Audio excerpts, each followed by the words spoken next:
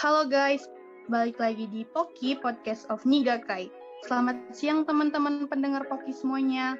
Kali ini, di episode ini, kita bakal ngebahas tentang orang-orang keren yang bertugas ngehandle mahasiswa baru, ngehandle beberapa kegiatan di sastra Jepang, dan juga proker-prokernya yang bertujuan memajukan Hima Nigakai ini lebih terdepan. Oke, kita langsung aja ya bahas di episode 4 Poki ini. Kali ini, bareng aku, Adel, mahasiswa semester 4, bentar lagi semester 5 sih, di Sastra Jepang Universitas Andalas. Nah, ayo kenalan juga sama dua kakak-kakak kece kita ini, yang ikut nemenin aku kali ini. Mulai dari Kak Bila deh, dipersilakan Kak. Oke, makasih Adel. Assalamualaikum warahmatullahi wabarakatuh semuanya. Perkenalkan, nama saya Nagila Amira, dan tahun lalu alhamdulillah dipercaya sebagai koordinator dari Departemen PSDM Nigakai. Makasih.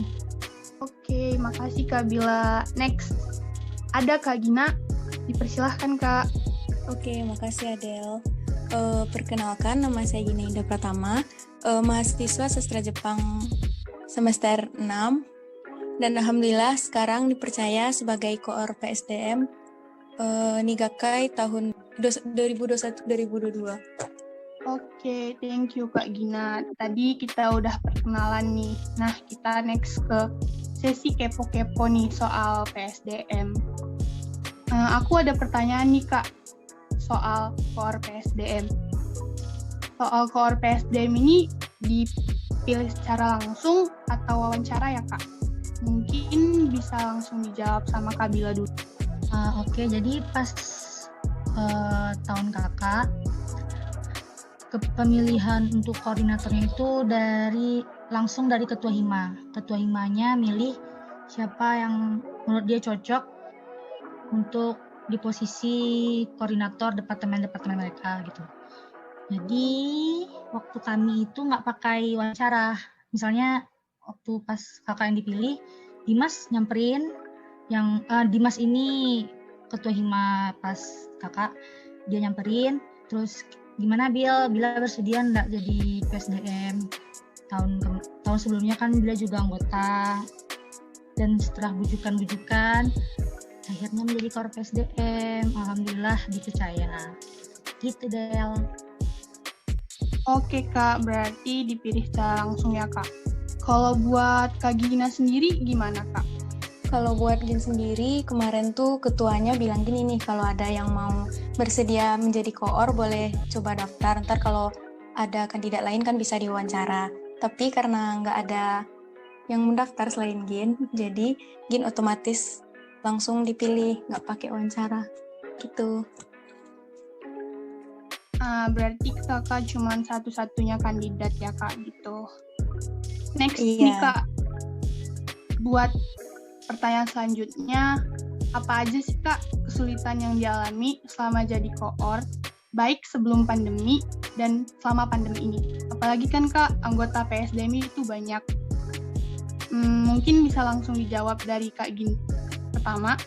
Kalau buat yang sebelum pandemi mungkin ntar dijelasin sama Kak Bila ya. Kalau selama pandemi yang Gin hadapi, kesulitannya tuh ada beberapa sih. Kadang waktu mau rapat tuh susah nentuin waktu, soalnya ini beda-beda kelas juga, beda angkatan juga.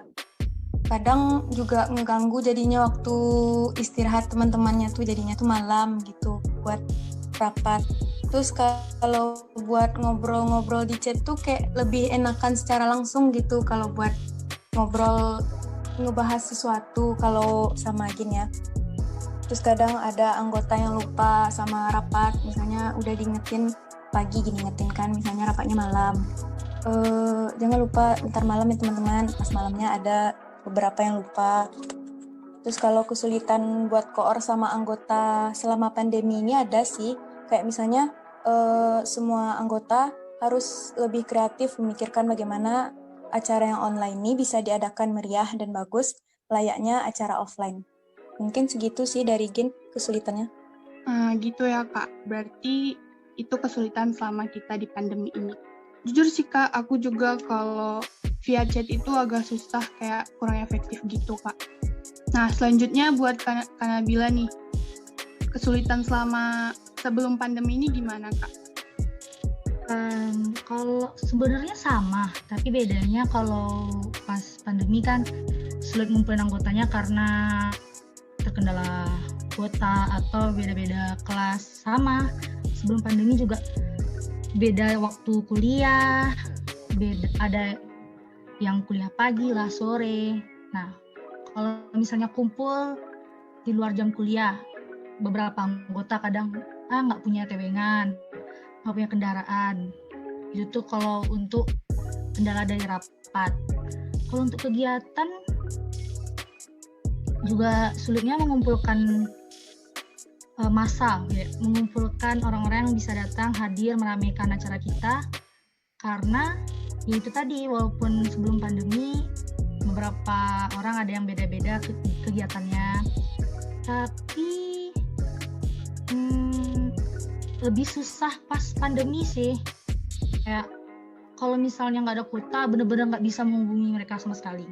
Kalau pas sebelum pandemi kan, misalnya ini nggak bisa dihubungin, samperin ke kosnya, samperin ke rumahnya, atau samperin ke rumah temennya. Tapi kalau pas pandemi ini udah jauh-jauh jaraknya, kuota tak ada, nggak bisa dihubungin, dah lost kontak, nggak bisa. Itu kesulitan dari kakak yang ngerasain sebelum pandemi sama ngehandle PSDM waktu pandemi ini berlangsung. Itu Adel. Oke Kak Bila, berarti bisa dibilang lebih susah selama pandemi ini ya Kak? Iya, nah, susah. Next kita ke pertanyaan. Tadi kita udah nanya sama Kak Bila sama Kak Gina. Sekarang aku punya pertanyaan buat Kak Gina. Apa sih Kak proker perdana yang diadain tahun ini dan proker tahun lalu yang ditiadakan untuk tahun ini? Oke, kalau buat proker perdana tahun ini itu tuh upgrading. Ini udah dilaksanain waktu awal bulan Mei kemarin. Terus kalau proker tahun lalu yang ditiadakan tuh nggak ada sih.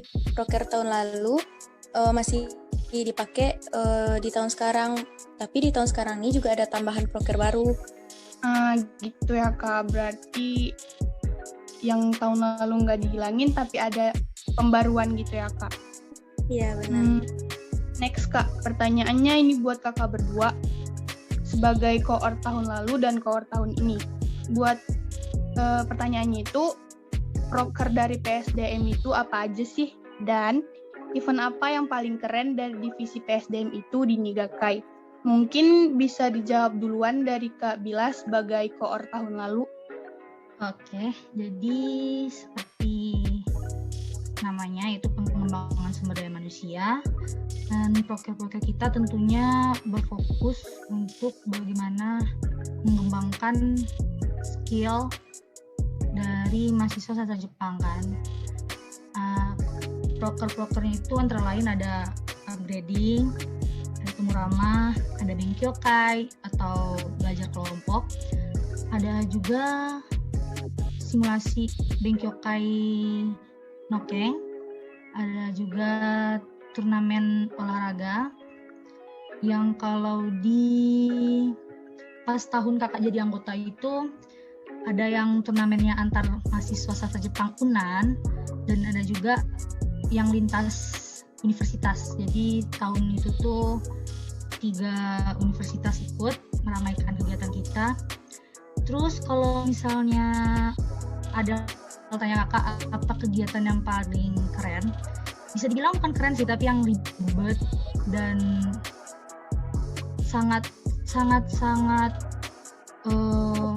kayak inti dari PSDM itu ya pengabdian masyarakat sastra Jepang gitu. Karena ini kan kunci dari mahasiswa baru untuk secara resmi masuk ke Hima Sastra Jepang. Dan menurut kakak, proker yang pengabdian masyarakat sastra Jepang ini yang event yang paling berkesan banget selama kakak jadi anggota ataupun koordinator PSDM. Gitu, Adel. Gitu ya Kak, berarti Shikenga yang paling inti dari semuanya ya Kak. Dan tadi kakak... dari kakak. Ya Kak, dari kakak. Tadi kakak ada bilang soal turnamen olahraga. Kalau boleh tahu Kak, turnamen olahraganya itu apa aja ya Kak? Kalau yang untuk kegiatan antar kita itu nama istilahnya tuh Sajelik. Nah, pas sebelum pandemi itu tuh Sajelik ini tuh kegiatan keolahragaan untuk setiap mahasiswa sastra Jepang. Jadi kita tuh dulu tandingnya tuh antar angkatan. Ada tim Saji 17, ada tim Saji 16, 18, sama tim alumni. Nah, perlombaannya tuh ya olahraga. Ada yang waktu itu bulu tangkis, ada basket, ada juga catur, dan ada juga e-sport yang Mobile Legends. Nah, pas kakak jadi koor, sayang banget kegiatan Sajelik ini diadakan secara online dan hanya diselenggarakan 2 kegiatan, yaitu Mobile Legends sama Magic Chess. Jadi walaupun kita terpisah, terhalang sama corona, kita masih bisa melaksanakan kegiatan yang Sajelik ini. Nah, kalau yang turnamen olahraga antar universitas itu kalau nggak salah apa ya, Gina? Sepak bola kan? Bener Kak, basket juga ada. Ya, sepak bola sama basket. Itu panitianya dari tiga universitas itu juga, dan diramein sama 3 universitas itu juga. Berarti ada banyak tuh ya Kak jenis-jenisnya. Dan ada kendala karena pandemi, jadi yang diadain cuma 2 gitu ya Kak. Next nih buat Kak Gina. Cuma 2 aja karena pandemi. Boleh langsung dijawab. Oke, kalau buat proker PSDM hampir sama seperti yang dibilang Kak Bila tadi, karena kami juga memakai proker tahun lalu. Ada upgrading, PMSC, Sajelik, Benkyokai Nokeng, Benkyokai Maba, diskusi budaya sastra Jepang, Kanji Club, penggunaan baju hima, Nihongo no Hi, simulasi Nokeng, kerjasama dengan Kominfo, dan 2 proker baru kami ada Benkyokai Chokai sama Sharing Season. Jadi kan di ujian Noryoku Shiken kan ada bagian Chokai. Karena belum ada, makanya kami nambahin buat Benkyokai Chokai ini. Terus kalau buat event yang paling keren, kalau mungkin semua event yang ada di PSDM ini keren-keren sih. Karena semua event yang ada di PSDM melibatkan semua mahasiswa aktif yang ada di sastra Jepang. Bahkan alumni pun. Jadi dari mahasiswa baru sampai alumni ada eventnya. Dan juga yang paling berkesan samalah kayak jawaban Kak Bila tadi, yaitu PMSC. Karena jembatan penghubung lah gitu dari mahasiswa baru menjadi mahasiswa aktif di sastra Jepang. Berarti nggak beda-beda juga ya Kak sama tahun lalu. Nah, tadi Kakak ada nyebutin nih soal sharing season. Itu kira-kira gimana ya Kak? Sharing season ini juga proker baru dari PSDM tahun ini. Jadi di sharing season ini kami pengen ngundang kayak alumni atau senpai yang pernah kuliah dapat beasiswa lah gitu kira-kira di Jepang, atau yang lagi bekerja di Jepang. Jadi kayak teman-teman yang kesulitan misalnya kurang informasi mengenai beasiswa ataupun langkah ke depan lah, kayak kerja apa gitu yang bisa di Jepang, bakal didiskusiin di sharing season yang ini sama senior ataupun alumni yang udah tamat. Wah, berarti kita ntar bisa dong Kak sharing-sharing sama alumni seputaran yang pekerjaan kayak gitu ya Kak ya? Iya bener Del. Nah, next pertanyaannya ini buat Kak Gina lagi. Proker PSDM itu salah satunya kan Kak ada Benkyokai. Nah, kalau misalkan masih online nih Kak, dari PSDM ada nggak Kak solusi atau inovasi baru buat junior-junior kita biar nggak ngerasa bosen selama Benkyokai Kak? Kalau buat solusi ataupun inovasi supaya junior-junior tuh nggak bosan, kan biasanya dalam Benkyokai itu lebih fokus ke pelajaran bahasa Jepangnya kayak huruf, pola kalimat, partikel ataupun yang lain kan. Jadi buat maba sekarang biar gak bosen, bisa ditambahin kayak pengetahuan mengenai Jepangan gitu, seperti budayanya, sejarahnya, ataupun hal menarik lainnya biar mahasiswa baru tuh gak bosan juga sama materi kuliah yang juga diajarkan oleh sensei. Dan insya Allah buat nggak ngebosenin, bakal dikasih kakak mentor selanjutnya yang bisa lebih membawa suasana gitu biar asik dalam ngajar. Mungkin gitu, Del. Berarti ntar kita bikinnya itu nggak monoton ya, Kak, dan pastinya bakal ada kakak-kakak kece sebagai mentornya ya, Kak. Ya, benar. Nah, ini pertanyaan yang kayak kata Kak Bila tadi adalah inti, yaitu Shikenga. Menurut kakak berdua tuh, ada nggak sih, Kak, perbedaan antara Shikenga online dan Shikenga offline itu? Mungkin bisa dijawab duluan sama Kak Bila. Perbedaan ya pasti ada perbedaan kan, dari konsepnya aja beda, satu online satu offline. Nah, kalau ditanya mana yang seru, kakak nggak bisa jawab juga sih, karena pasti beda-beda orang kan. Kalau dia pernah ngalamin yang Shikenga offline pasti tahu tuh. Nah, tapi kakak nggak bisa menjelaskannya secara rinci. Intinya kalau Shikenga offline itu gimana sih? Kan kita pengennya itu buat bertemu sama senior. Nah, interaksinya itu real kalau kita Shikenga offline. Terus kebersamaannya tuh kerasa gimana sih? Rame-rame bareng-bareng, kegiatan rame-rame bareng, dan ilmunya tuh bener-bener on the spot, karena pas kakak itu tuh yang ngasih materinya juga asik-asik, kita dilibatkan. Nah, itu yang seru dari offline menurut kakak kan. Dan ya itu, kita tatap muka, kita berinteraksi langsung antara kohai dan senpai.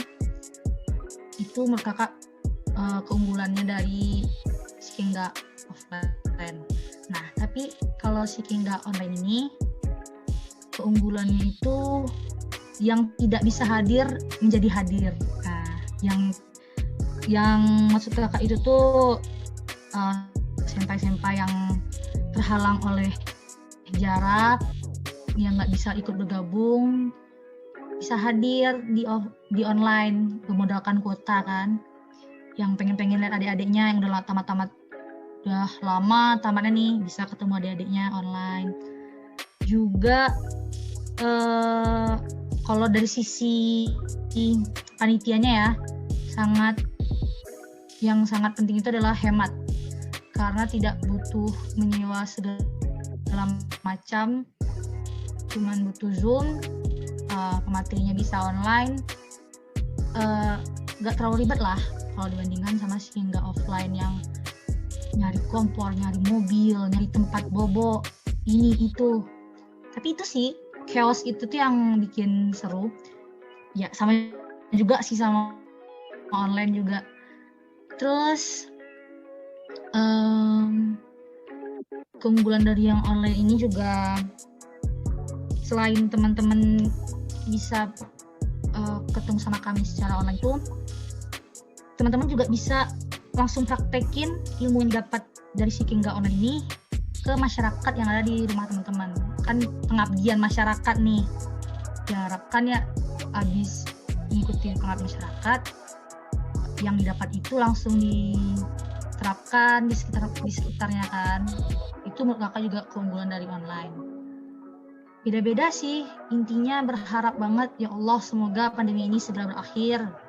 Jadi semua kegiatan itu kembali seperti semula, yaitu offline, biar kita saling berinteraksi secara langsung gitu. Itu deh kalau dari kakak. Nah, benar banget Kak, aku sebagai salah satu yang merasakan Shikenga online, sebenarnya seru Kak gitu kan, bisa berbagi ilmu sama sekitaran, tapi ya itu ada kurangnya interaksi sama teman-teman, interaksi sama senpai, itu via virtual, jadi kayak kurang feel lagi gitu Kak. Nah, kurang, kalau istilah Minang tuh kurang badoce. Iya Kak. Nah, next nih buat Kak Gina. Menurut Kak Gina gimana nih Kak? Kalau menurut Gin kan Skengga nih pasti tiap masing-masing baik offline maupun online punya keseruan masing-masing. Tapi kalau dari Gin, karena udah menjalankan Skengga offline, kayak lebih dapat lah feel-nya karena saling bertemu gitu antara panitia sama anggota. Terus buat pengabdiannya juga kalau offline pengabdiannya bakal bareng-bareng sama teman masyarakat di sekitaran lokasi PMSD karena pengabdiannya kan ke masyarakat yang dekat-dekat sana, jadi kayak bisa lah berbaur sama masyarakatnya di lokasi tempat PMSD. Tapi kan kalau buat online teman-teman kan pengabdiannya kayak walaupun mandiri gitu kan, mandiri sendiri-sendiri, tapi untungnya kan bisa langsung diabdikan di tempat dekat rumah teman-teman masing-masing. Terus buat benar kata Kak Bila, buat panitianya kayak lebih kayak diuntungkan, nggak gitu sih Kak, dari biaya kurang, dari perlengkapan kurang, cuman modal, kuota, sama Zoom gitu Del. Oke Kak, berarti antara Skengga online sama offline ini sama-sama seru, sama-sama ada kesannya, tapi ada beda-bedanya ya. Nah, ini, nggak kerasa, ini adalah pertanyaan terakhir. Pertanyaan terakhir ini ditujukan buat Kak Bila, yaitu, apa sih Kak harapan Kakak sebagai koors di tahun sebelumnya buat Kak Gina di koor tahun ini untuk memajukan Nigakai ini sendiri Kak di bidang PSDM? Mungkin bisa langsung dijawab. Yang mau Kakak bilang adalah Gina semangat Gin. Terus yang paling penting itu fokus sama proker kita, dan jangan lupa untuk bertanya pokoknya jangan lupa hubungan antara koor ketua, koor anggota, koor alumni, dan koor sama anggota hima yang lainnya yang bukan hanya dari anggota PSDM aja. Dan itu tuh jangan sampai lupa hubungan itu dijaga, apalagi hubungan sama Sensei Tachi agar dimudahkan kegiatan kita. Dijaga hubungan sama Sensei Tachi. Terus kalau ada kendala bertanya, terus jangan panik. Dan paling penting, ini bukan untuk Gina, tapi kalau misalnya ada anggota PSDM mendengarkan, please jangan menghilang, dengarkan, patuhi koornya ya. Kasihan koornya nanti. Oke, semangat Gina, semangat, masih lama Gina, semangat, I love you.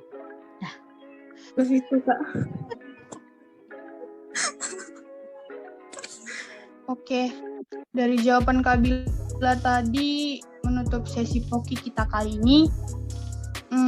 Terima kasih buat para pendengar yang masih setia dengan Poki, Podcast of Nigakai.